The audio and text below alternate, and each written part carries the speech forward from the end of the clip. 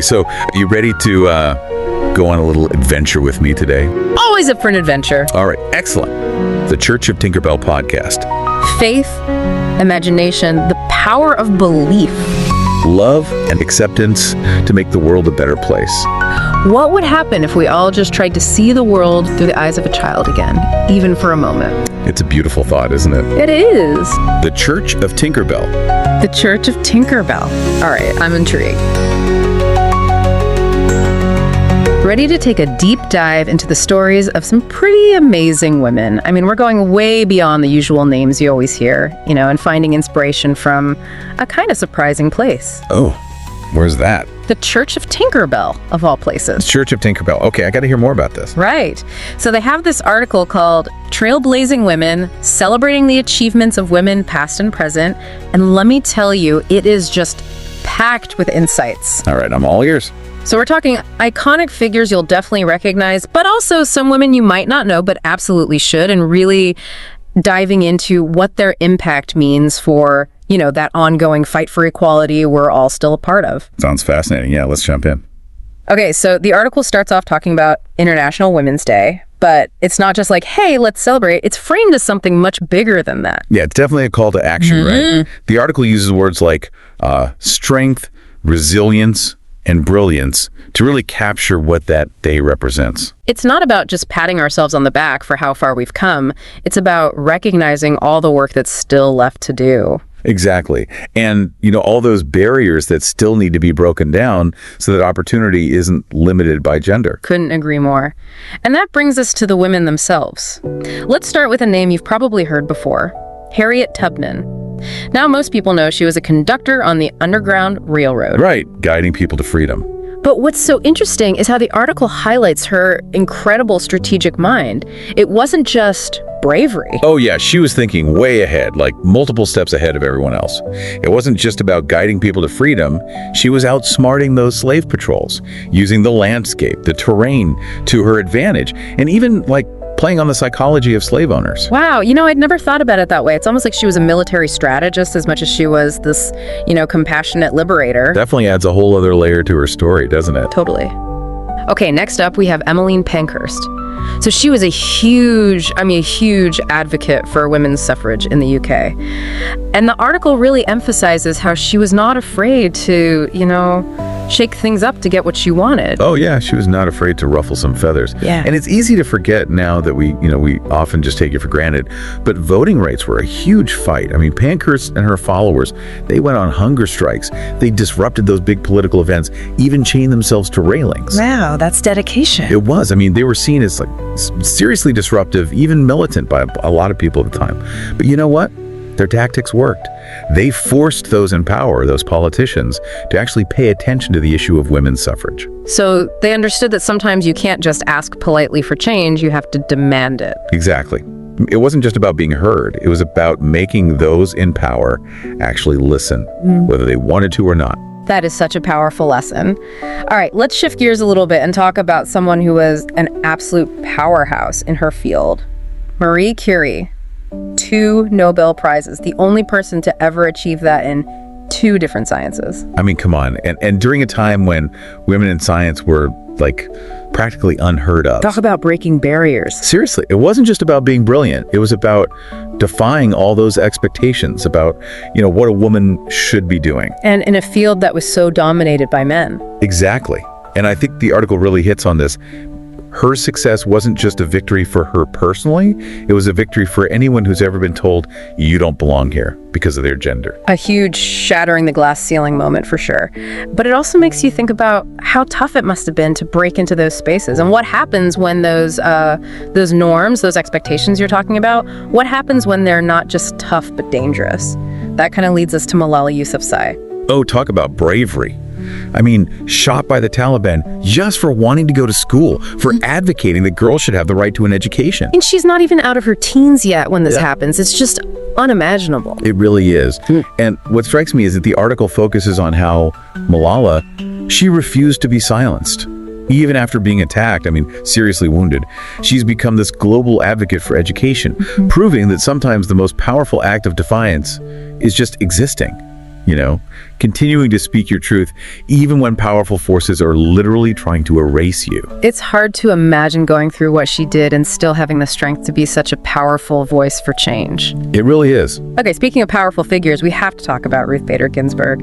The article calls her a legal powerhouse, and it's easy to see why. RPG. Oh, she was incredible. And what always stands out to me about her is that her fight for equality, it wasn't just about women, It was about making sure the law protected all individuals, no matter their gender. So she was looking at the bigger picture, at how the system itself needed to change. Yeah, she was always finding those cracks in the system where, these outdated assumptions led to unfair treatment. There was this one case she argued before the Supreme Court involving a widower who was denied a Social Security benefit because it was automatically assumed to be for wives only. Wow, so she was really fighting for a more level playing field for everyone, not just specific groups. Exactly. She was all about fairness and justice for all. That's amazing. So we've talked about women who fought for freedom, for the right to vote, for recognition in their fields. But what about the women who are shaping the world right now? The ones who are still in the middle of their stories? That's what I love about this article. It doesn't just stick to the history books. Take Greta Thunberg, for example. Oh yeah, the climate activist. Right. She's practically still a kid, but she's somehow managed to become this global leader in the fight against climate change. Yeah, she doesn't let age stop her. Not at all. And the article uses her story to show that you don't need decades of experience or some fancy title to spark a movement. You just need passion and the courage to speak up. Okay, so we've gone from escaping slavery to demanding the vote to breaking into science to demanding climate action. It seems like each of these women, in their own way, was all about challenging those systems that tried to keep them down. You know what I mean? Absolutely. They all demonstrate that taking action, that fighting for what you believe in, it can look really different depending on the situation and the person. There's no one right way to fight for equality. It's about finding your own voice and using it effectively, whatever that looks like. Exactly. Which brings us to a very different kind of leader, Jacinda Ardern. Oh, interesting. Okay. The article highlights her time as Prime Minister of New Zealand and focuses on her compassion and empathy. I mean, some people might say those aren't exactly the qualities you need in a world leader, but I think it's pretty refreshing. What do you think? Yeah, I don't think it's fair to say that empathy equals weakness. Look at Ardern's response to the Christchurch mosque attacks, or how she handled the whole COVID-19 pandemic. Right, she was dealing with some really tough stuff. She was. But she was decisive, absolutely. But she also prioritized the well-being of her people. Putting people first. Exactly. Yeah. She showed that strength and compassion, they're not mutually exclusive. In fact, they can be incredibly powerful when they're combined. It makes you wonder if maybe that's the kind of leadership we need more of, especially now when things feel so, divided. It's a really interesting question to think about, for sure. Yeah, it really is. But okay, why are we spending all this time talking about these women? The article doesn't just list their accomplishments. It talks about why it matters to celebrate them, to remember them, Right. And it goes deeper than just acknowledging what they did. It's about inspiration, about role models, about showing, especially young girls, that they could achieve anything they set their minds to.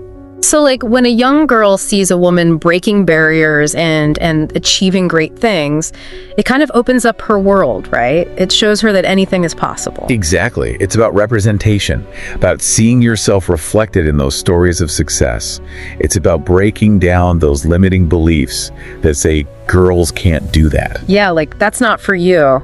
And it's not just for girls, it's for everyone. Seeing people from all different backgrounds succeed in all sorts of fields, it challenges those harmful stereotypes we all grew up with, whether we realize it or not. It's about expanding our understanding of what leadership can look like, what strength can look like, what success can look like. Exactly. So it sounds like the article is saying that celebrating these women, it's not just a nice thing to do.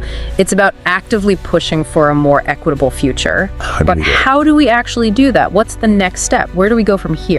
Well, if we're being honest with ourselves, the fight for equality, it isn't over. I mean, we still see those pay gaps. We see so few women in leadership positions, and there are still so many barriers to things like education and healthcare, especially for women in marginalized communities.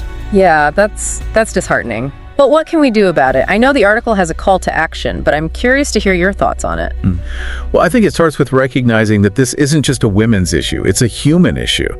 Everyone, no matter their gender, has a role to play in creating a more just and equitable world. Okay, so what does that look like practically? What can our listeners actually do to support this movement?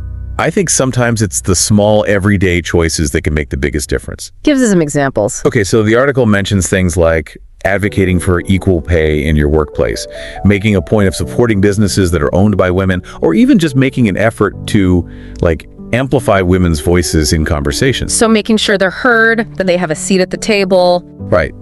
But I think it goes even deeper than that.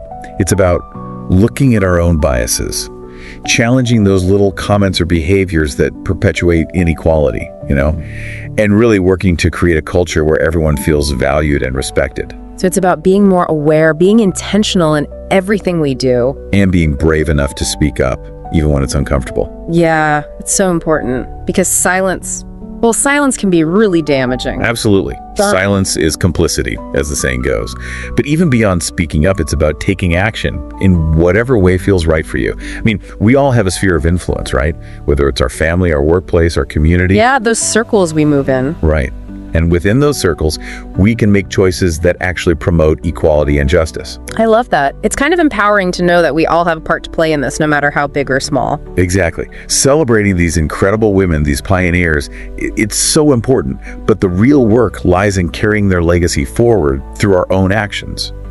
That's how we make real progress. That's a great point. It's not just about looking back, it's about what we do moving forward. Exactly. This has been such an insightful conversation already. I feel like I've learned so much, and I'm definitely feeling inspired to take action. But guess what? We're not done yet. We have even more to talk about in our next segment, so stick around as we continue this deep dive into the world of trailblazing women.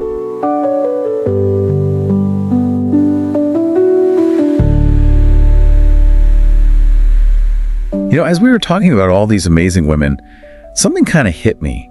It's not just about their achievements, it's about this ripple effect they created. Oh, what do you mean? Well, like with Harriet Tubman, right? Her bravery didn't just free those people from slavery, it helped fuel that whole abolitionist movement. Right. It's like her courage was contagious, and it inspired other people to fight for what's right, even when it seemed impossible. It's true. Yeah, she wasn't just changing individual lives, she was changing the whole course of history. And that's something we see with a lot of these women. Yeah, like Emmeline Pankhurst, for example.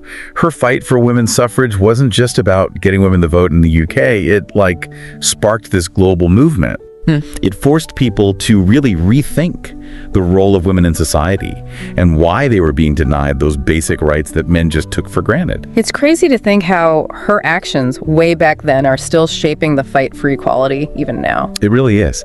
And then you have Marie Curie. Not only did she make these groundbreaking discoveries, but she also paved the way for so many women to pursue careers in STEM.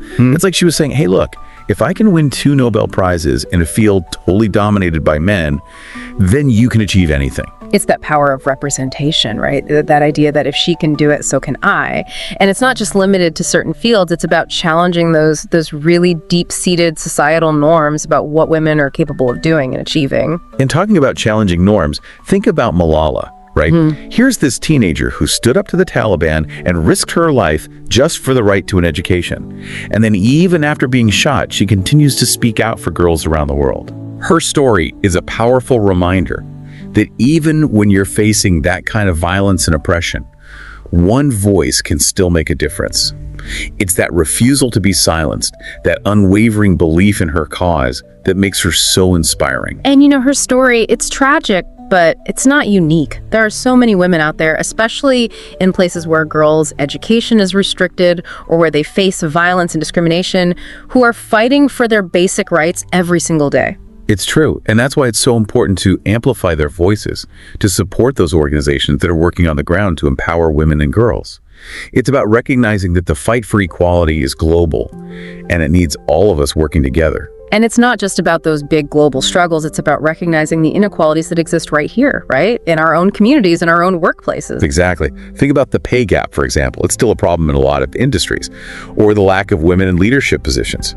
These are issues that need big systemic changes, but they also need each of us to be aware and to challenge those inequalities when we see them happening. So what can we do about it? How do we go from just being aware to actually making a difference? It starts with those everyday choices we were talking about, right? Advocating for equal pay for our female colleagues, supporting businesses that are owned by women, mentoring younger women in our fields. These are all things we can actually do. And I think it's about challenging those kind of subtle biases that we all have, even if we don't realize it, like questioning why we automatically assume the doctor is male or the CEO is female. Right. Those assumptions, even the small ones, they all feed into this culture where certain roles are just seen as male and others are seen as female, and that limits opportunities for everyone. So it's about being aware of the language we use, the jokes we laugh at, the way we treat the people in our lives. It's about creating this culture of respect and equality, both in our personal lives and professionally. Absolutely. It's about understanding that every interaction, every conversation is a chance to either perpetuate those harmful norms or to challenge them. It's a lot to think about, but it's also really empowering to know that we can all do something. We all have the power to make a difference. And it's not just about women helping women either. It's about men stepping up as allies, using their privilege to amplify women's voices, to call out discrimination when they see it, to help create a more inclusive environment for everyone. Speaking of men stepping up, let's talk about Jacinda Ardern again and her approach to leadership. The article really emphasized her empathy and compassion, which, like you said before, some people see as a weakness. Yeah, it's interesting, isn't it? We're so used to seeing leaders as these, tough, unyielding figures. Right. But she showed us that you can be strong and decisive while also leading with empathy and understanding. Her response to the Christchurch mosque attacks was a perfect example of that. She didn't just offer empty words, She took real action to address the causes of that hate and extremism. And she did it all while showing incredible compassion for the victims and their families. It's that ability to connect with people on a human level, to really understand their pain and struggles, that made her leadership style so unique and effective. And it's not just about reacting to crises, it's about creating a society where everyone feels valued and supported. Right, exactly. It's about building a world where empathy and compassion are seen as strengths, not weaknesses. And that's something we really need, especially now. Yeah, it's a great model for all of us to follow, really. Definitely. But let's be real, not everyone is going to embrace that style of leadership. There are always going to be those people who think that power and dominance are the only way to get things done. Right, the old way of thinking. And that's why people like Greta are so important. Yeah. She's challenging those old school ideas about power and showing that you can be young, you can be female, and you can still be a powerful force for change. It's like she's saying, you don't need permission to make a difference. Yeah. She's inspiring a whole new generation to think differently about leadership and what it means to have a vision and be willing to fight for it. And I think that's the thing that ties all these women together, It's that willingness to challenge the way things are, to fight for what they believe in, even when it's hard, even when it's dangerous. And that's the message we need to keep shouting from the rooftops. Change is possible, equality is achievable, but it takes all of us working together, finding our voices, and using them to make the world a better place. It's inspiring, for sure. But where do we go from here? I mean, we've talked about how important it is to celebrate these women, the challenges they've faced, and the need for us all to get involved. What's the one big takeaway you want people to remember from all this? I think the most important thing to remember is that this isn't just us talking, it's a call to action. What are you going to do personally to make a difference? In your own life, your community, think about that. Yeah, that's a good point. It brings it back to each of us, doesn't it? What can I do today to make a difference? It does. We can't just admire these women from afar. We need to be inspired by their example, take that inspiration, and turn it into action. And that can look different for everyone, right? Maybe it's starting a conversation about gender bias with a friend, or donating to a women's organization, or running for office. Or maybe it's just being more mindful of how we talk and the choices we make every day. Exactly. It's about understanding that even the small stuff can have a ripple effect. Yeah. That every step towards a more just and equitable world matters. It really does add up when we all do our part. Right.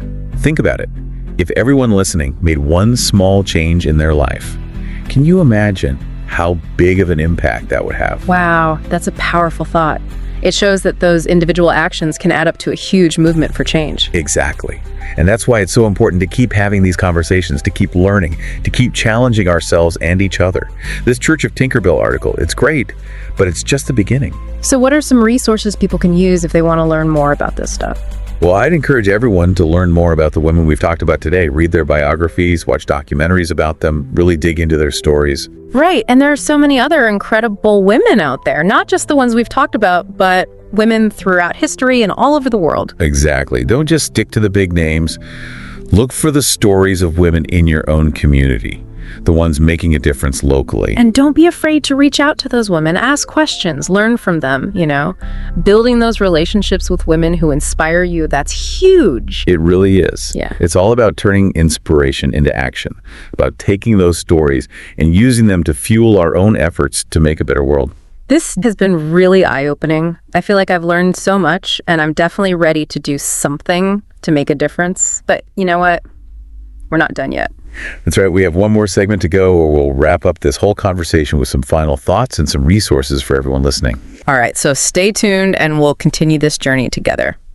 All right, so we've covered a lot of ground here. Talked about these amazing women, the ripple effects of their actions, and all the work that still needs to be done.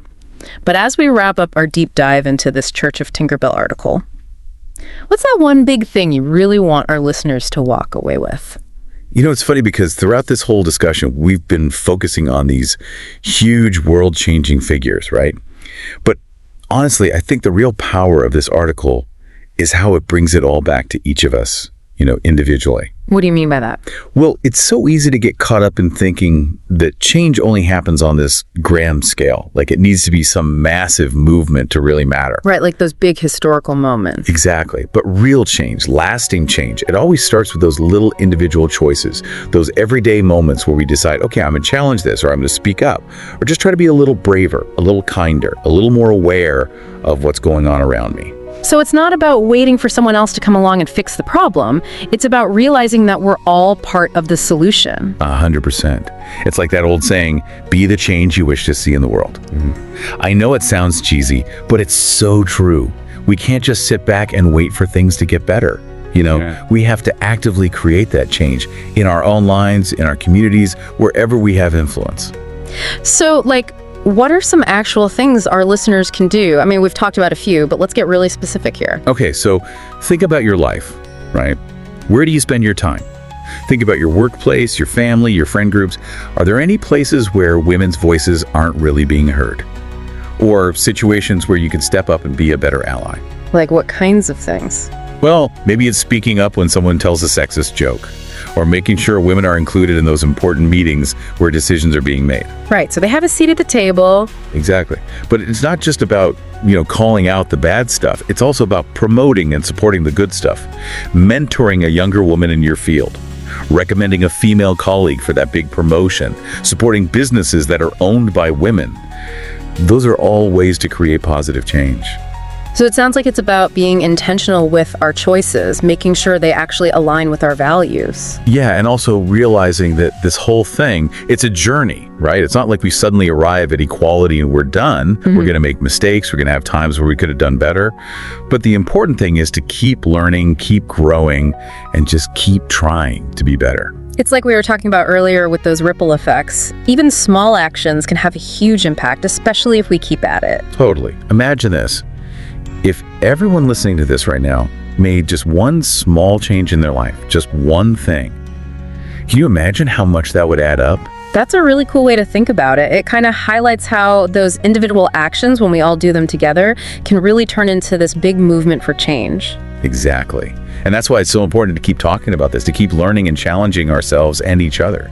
This Church of Tinkerbell article is awesome, but it's really just the starting point, It's like the tip of the iceberg. So where can our listeners go if they want to dig a little deeper and learn more about all this? Where should they start? Well, I'd say start with the women we've talked about today. Read their biographies, watch documentaries, really immerse yourself in their stories and what they accomplished. Right, and don't stop there. There are so many amazing women throughout history from all over the world who deserve to have their stories told. I know, right? There are tons of books, articles, podcasts, documentaries. I mean, the information is out there just waiting to be discovered. And don't just focus on those big famous names. Seek out the stories of women in your own community, the ones who are making a difference right where you live. Oh, I love that. And don't be afraid to actually reach out to those women, ask questions, learn from their experiences. Building those relationships with women who inspire you, that can be really powerful. For sure. It's all about turning inspiration into action, taking those stories of courage and using them to create a better world for all of us. This deep dive has been amazing. I feel like I've learned so much, and I'm definitely feeling inspired to get out there and make a difference. So, to everyone listening, what will you do to support and empower the women in your life and community? Keep those questions coming, and thanks for joining us on this incredible journey. Thanks for going on this little adventure with me today. Anytime. And listener, keep sprinkling that fairy dust, all right? We'll see you next time.